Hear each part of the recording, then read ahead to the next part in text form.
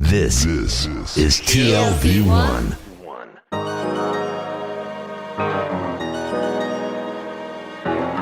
The Tel Aviv Review. Hello and welcome to the Tel Aviv Review. I'm your host, Gilad Halpern. And I'm your co-hostess, Dalia Shendlin. Every week we bring you conversations with authors about the books and research and other things that we like. And if you like us, please consider becoming a Patreon supporter by going to our homepage. That's tlv1.fm/Tel Aviv Review. Scroll down to the bottom and click the big red button that says Patreon. Click and support us because we're counting on you. This episode is part of a series in partnership with the Israel office of the Konrad Adenauer Foundation, focused on democracy, populism, authoritarianism, and all of its causes, symptoms, and manifestations. And today we're flying back from the U.S., where we had our last few episodes, the topics, to Russia, or should I say back to the former USSR. Timothy Fry is the Marshall D. Shulman Professor of Post-Soviet Foreign Policy at the Department of Political Science at Columbia University. He's speaking to us today from New York.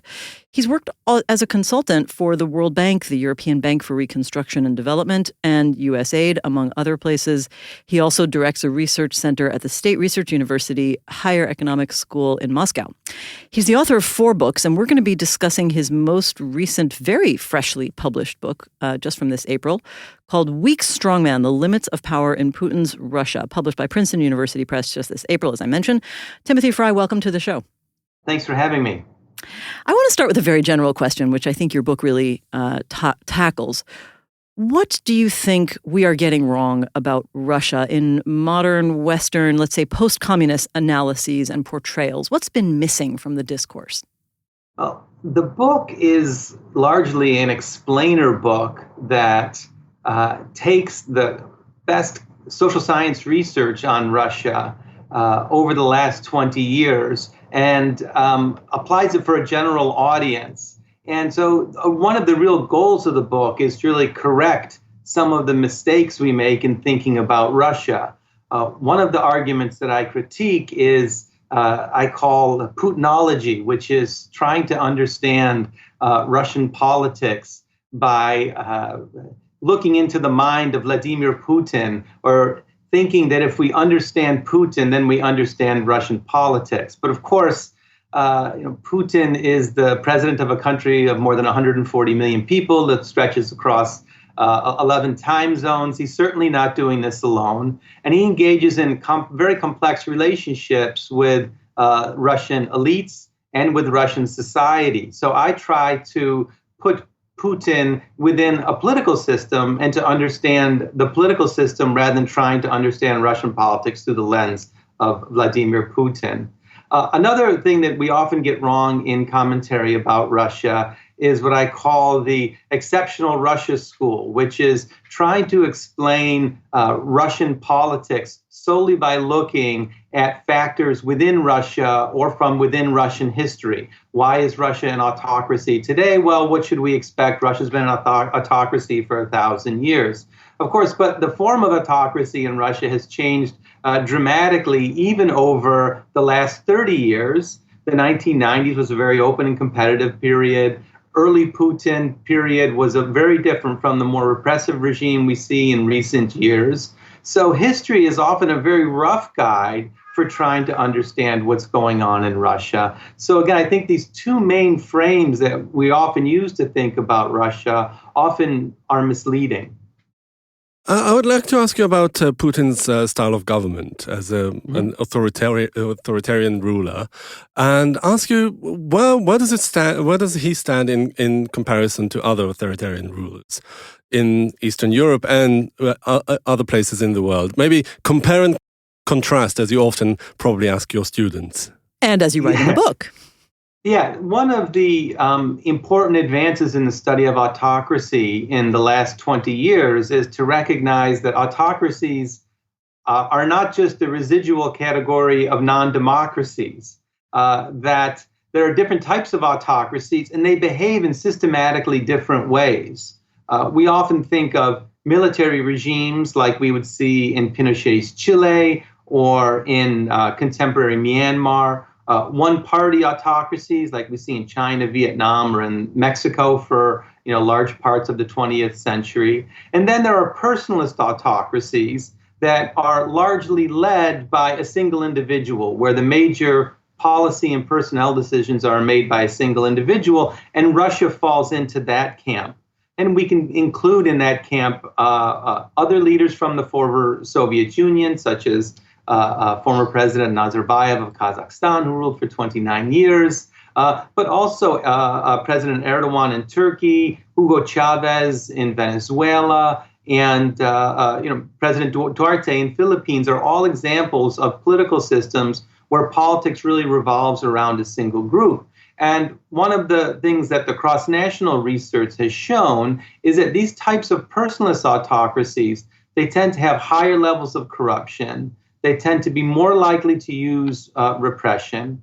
Politics tends to be a lot more volatile, and transfers of power are particularly difficult, in part because in one-party systems, the leader can retreat to the party.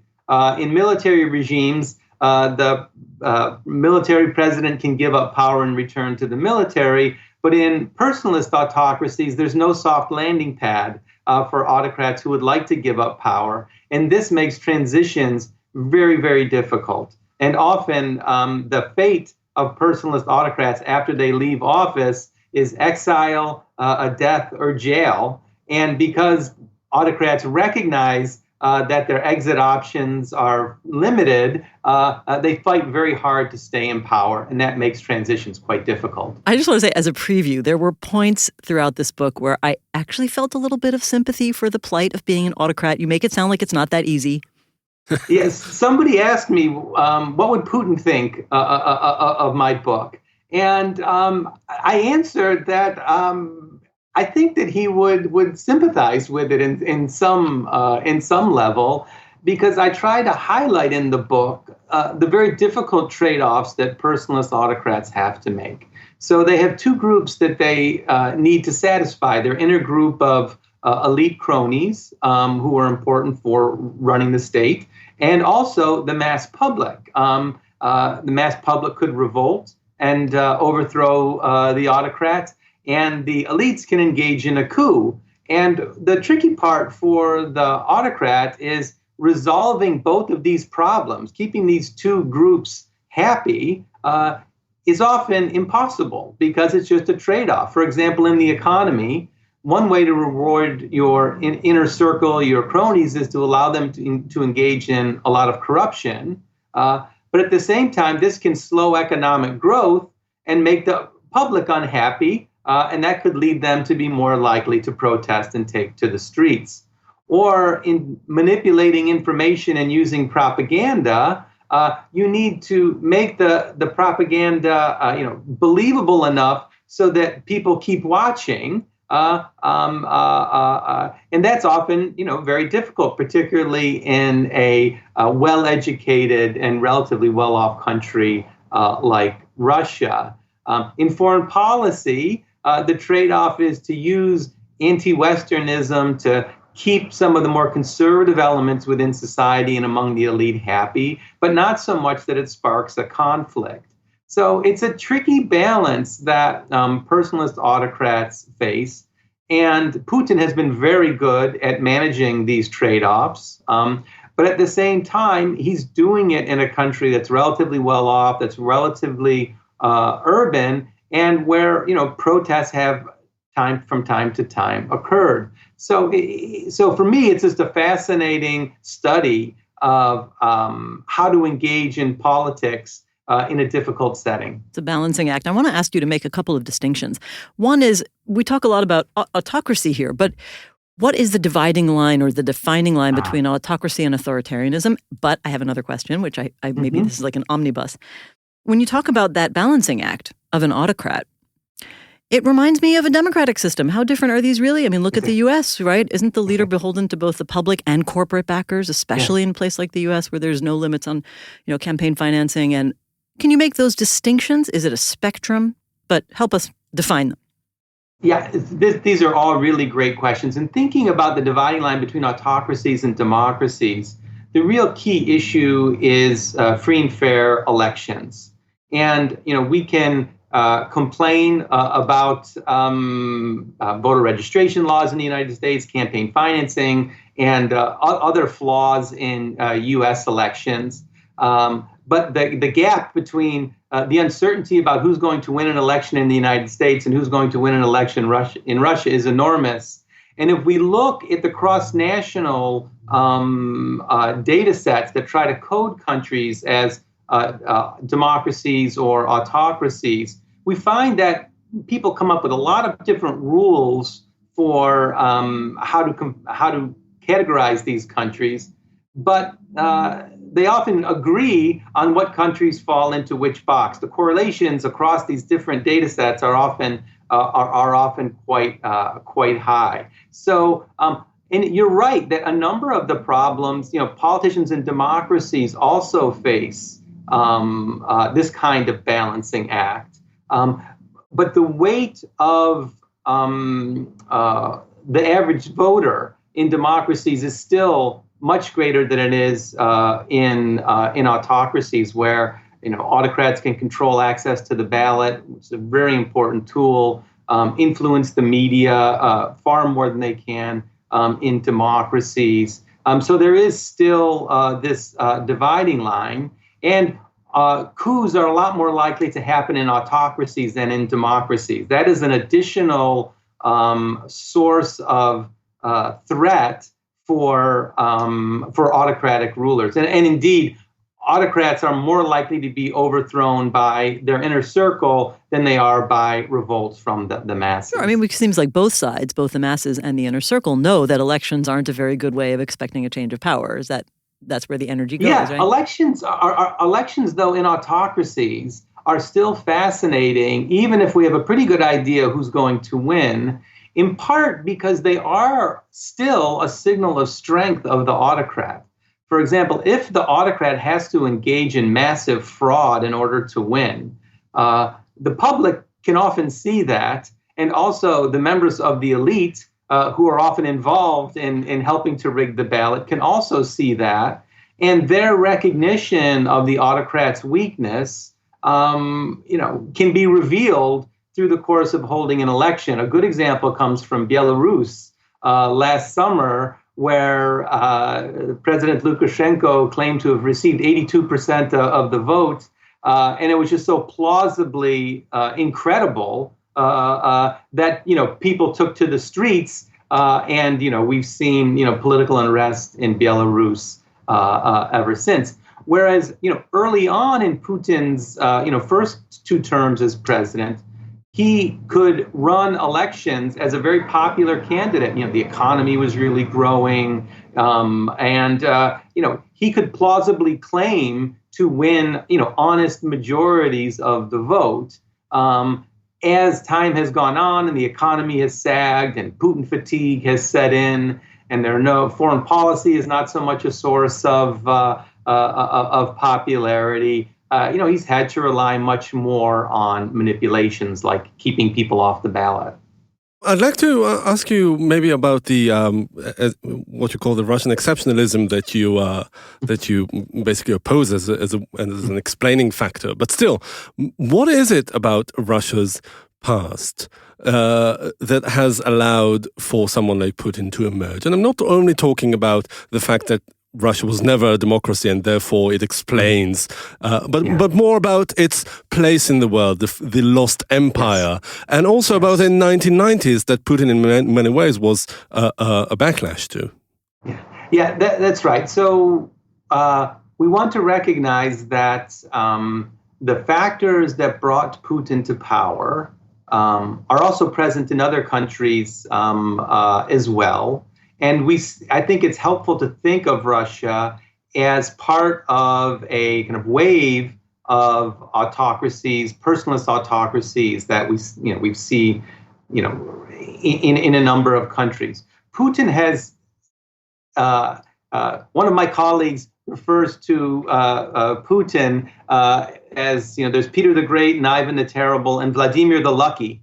I like that line. That's a good one. In that, he comes to power after the chaos of the 1990s, which happened in lots of countries, the collapse of the Soviet Union, regardless of whatever strategies governments chose, was a really messy time of high inflation and state collapse. He comes to power at a time when oil prices are rising, and basically when he comes to power, oil prices are at near a historic low. And then within 5 years, they're at a historic high. And Putin manages this inflow of petrodollars very well. And he oversees, a doubling of the size of the economy within 1 decade. And this gives him tremendous popularity that he's then able to translate into a consolidation of political power. So one thing that, I think we can think of Russia's reliance on natural resources as a key determinant of the type of political system that has emerged. And an interesting thought experiment is this. What if in the 1990s oil prices had been at $120 a barrel when Russian politics was much more competitive and people's living standards were soaring because of that? In this relatively well-educated urban country, on the fringes of Europe, would we have seen, a different outcome than this oil shock happening during the period of competitive politics, and then, Putin taking advantage of, these high oil prices? Putin has played remarkably well on the chaos of the 1990s, and recently he's used this as along with references to World War II to really legitimate his power. As the situation in Russia has become less stable and the economy has sagged, he keeps pointing out, look, do you want to return to the 1990s?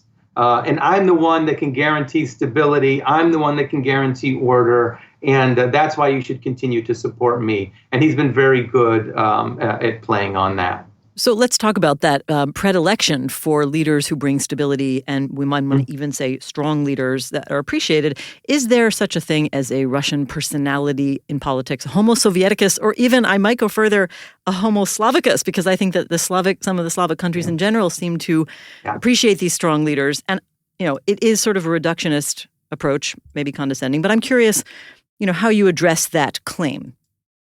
Yeah, I'm pretty skeptical of drawing these kinds of broad stereotypes. And one of the things I try to do in the book is to bring data to bear on this question, to show, for example, in the 1990s, during the period of Russia's most competitive politics, voting rates in Russia in the 1996 and in the 2000 elections were much higher than they were in those same presidential elections in the United States.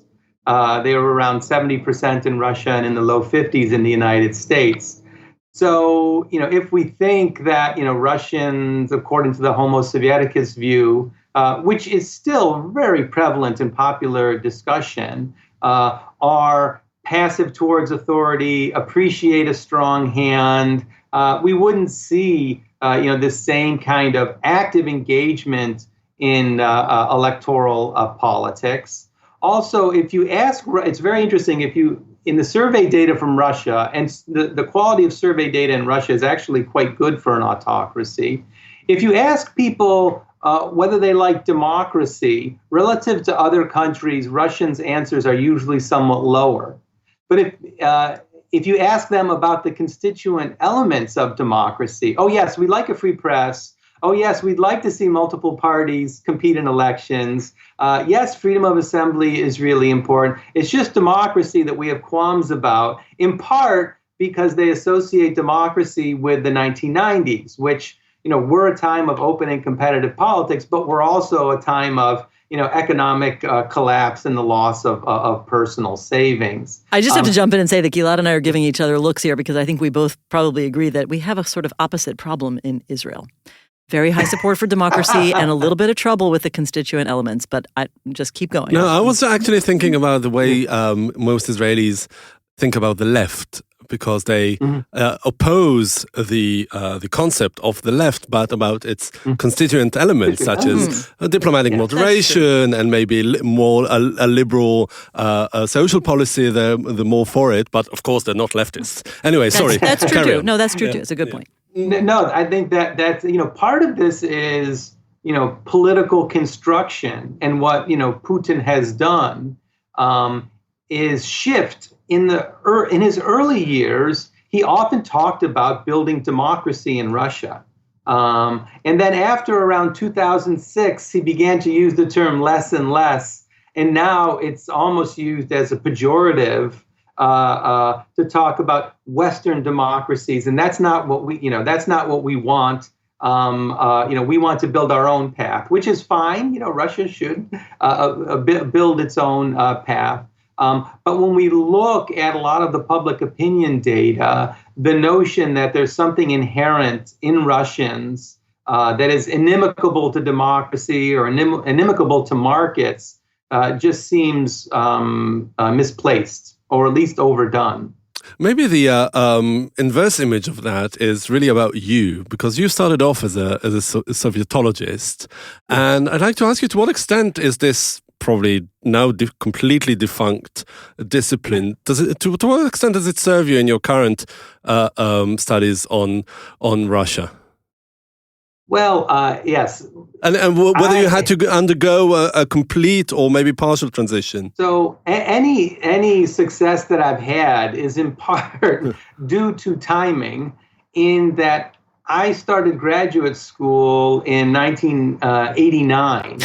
So I started right at the cusp when it was clear that the old Sovietological model was not going to be very helpful. So in my graduate training, I spent less time studying the classics of Sovietology and more time studying things like democratic transitions, autocratic breakdown, political economy. So I had a much more kind of standard training than even my peers who are 3 or 4 years older than I am.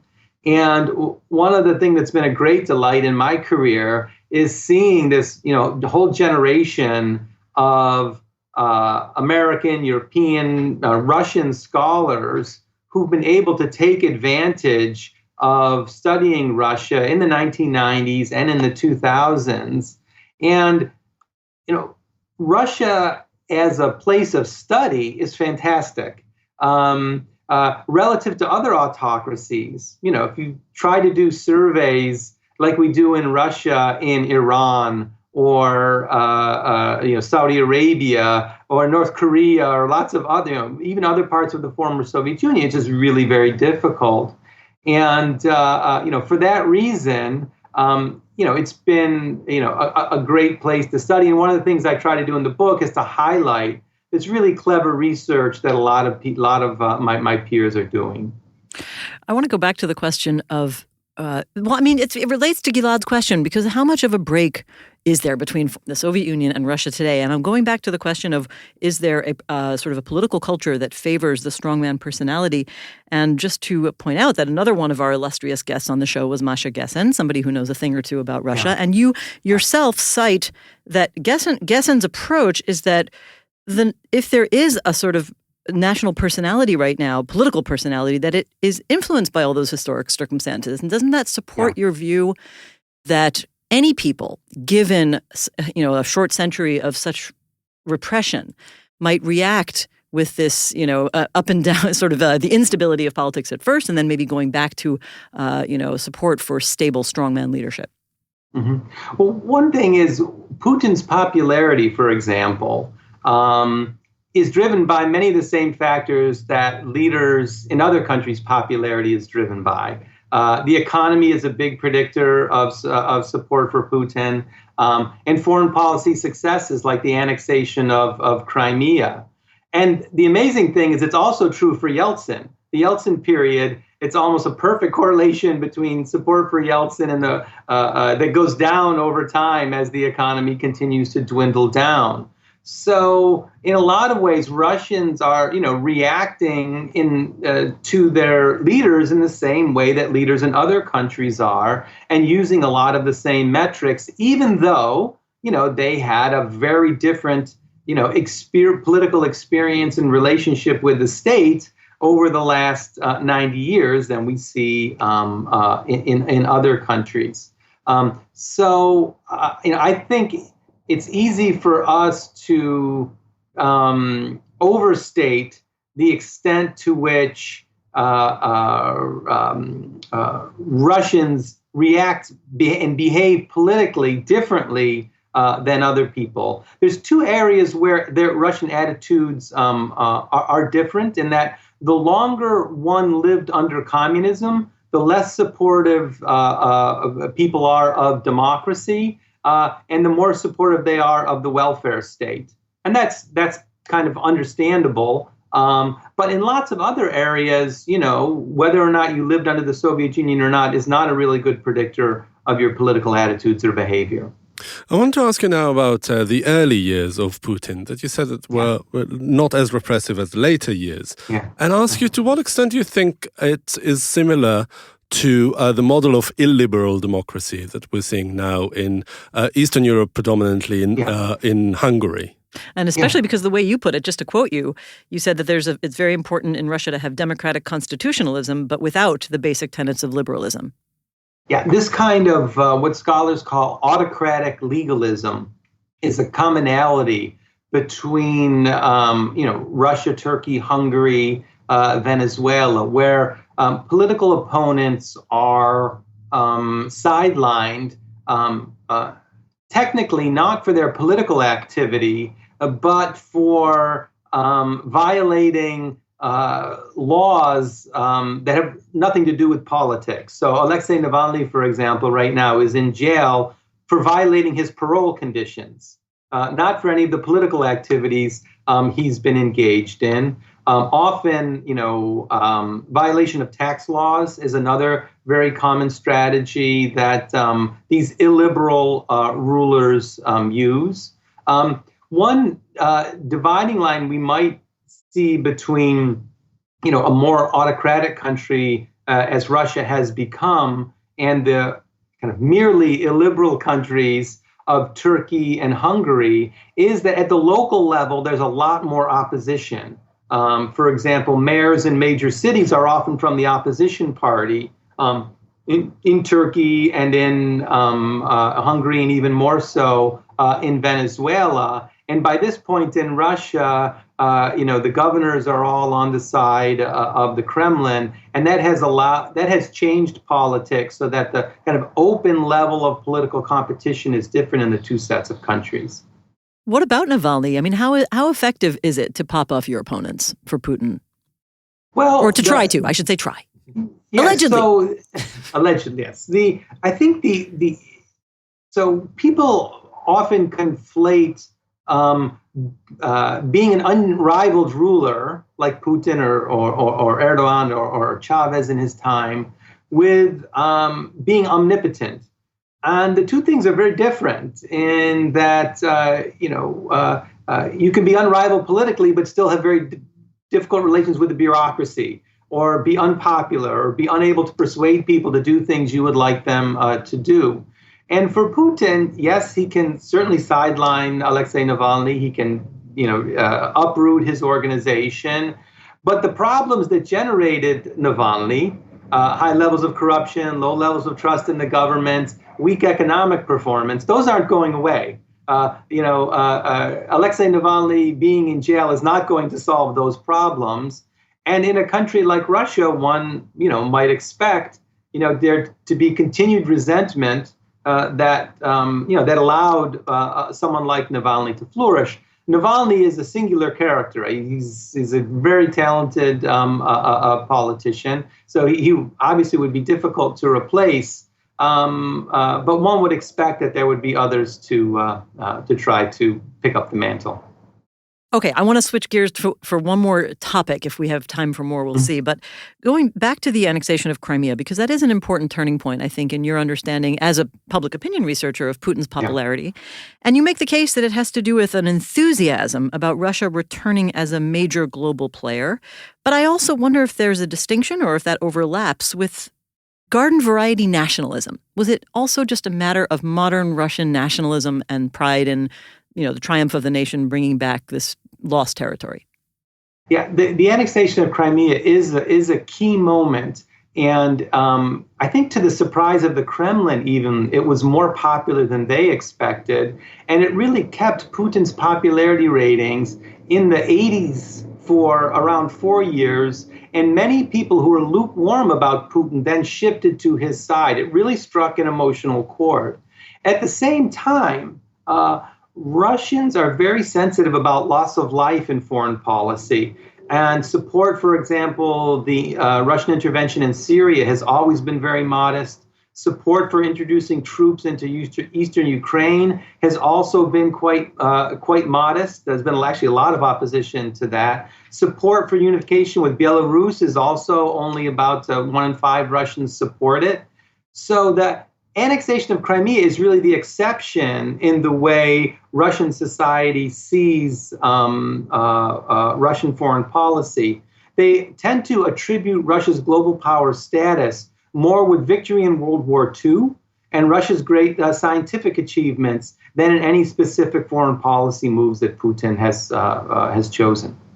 I'd like to ask you now maybe a concluding question, unless Dalia has more. I have many more. About the title of the book, The Weak Strong Man, because from what you say, it seems like he's a strong man, right? He's relatively popular even after all these years in power. He's managed to control the political apparatus in an extremely effective way. Even the political discourse about the 1990s, about Western democracy and all the other things that you mentioned works in his favor. Why is he weak? So the weak strong man title is just to emphasize the difference between being omnipotent and facing difficult trade-offs. For example, on the economy, about trying to use corruption to reward your cronies, but not to slow growth. And that Putin has to work so hard in order to be popular is also evidence of the idea of a weak, strong man, and that he can't just do these photo ops, go swimming, go hunting without his shirt on, and have people automatically support him. He has to produce economic growth in order for people to support him, and that's why his popularity ratings have fallen. Yes, he controls the bureaucracy. But he's had very little success, for example, in bringing Russian money back that's been stolen and taken out of the country. Popular protest continues even as the regime has become more repressive. There are still infights among the elites that Putin has to resolve. And there are no easy kind of foreign policy victories like Crimea that he can turn to rally support. And we do see that trust in Putin, for example, in the last 5 years has fallen from around 60% to around 30%. So, the weak strongman title is less like an analytical category than just an attempt to draw attention to all the constraints on Putin that we often fail to recognize. So I think I have a follow-up question, which maybe really is at the end. How sustainable is this? I mean, at one point when his popularity was higher, you made the point that he himself was very popular, but there was very low trust in public institutions. And is that situation sustainable? You're already pointing to the decline in his power. He can't rule forever. There is a natural end. What happens next, and how long can a society go on with that kind of contradiction? So the personalist autocrats can rely on repression and stay in power with relatively low legitimacy, for considerable periods of time. We see that in other countries in the former Soviet Union. But the type of rule is much more difficult to pull off because Putin would like to rely on personal popularity, resounding electoral victories, good economic performance, and repression is really the last resort. And as those other tools have become more blunt, he's had to, rely a lot more on repression. And on the one hand, Russia is too rich and too well educated for it to be so repressive. So that would suggest that it would be difficult for Putin to maintain power. At the same time, we see that other personalist autocrats in the former Soviet space have ruled for very long periods of time. Lukashenko has been in power for 27 years, Nazarbayev in Kazakhstan for 29 years. In Azerbaijan, Aliyev ruled until he died.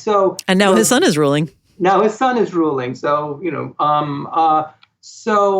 Russia is really the great test case for two of our main ways of thinking about transitions. On the one hand, the social factors suggest that we should see a transition to a more open and more liberal society, given the level of education, urbanization, closeness to Europe, and other factors. But the type of personalist autocracy that Russia has makes these kinds of transitions far more difficult, far more volatile, and often more violent. I wish I could tell you which of these two factors was going to rule out, but it is going to be fascinating to watch. Absolutely. And in the meantime, we encourage all our listeners to read your really brilliant book that's really accessible and a fascinating read. So and full of data, my favorite part. Absolutely. Professor Timothy Fry, thank you very much for joining us today. That was my pleasure. I very much enjoyed the talk. And many thanks to Itai Shalom, the manager of TLV1 Studios, and to our producer Ariel Cohen, and once again to the Israel office of the Konrad Adenauer Foundation for the partnership and support for this series. And now we've got a request, because many or most of you listen to us on the Apple Podcasts app, and we would like to ask you to please consider writing us a review of any kind. You too can support us by going to our website and subscribing onto our Patreon campaign. Check out our archive. It has well over 600 interviews. Don't forget to like us on Facebook and follow me, Dalia, and the podcast, Tel Aviv Review Podcast, on Twitter. Join us again next week for another edition of the Tel Aviv Review. And until then, from Dalia and from me, goodbye.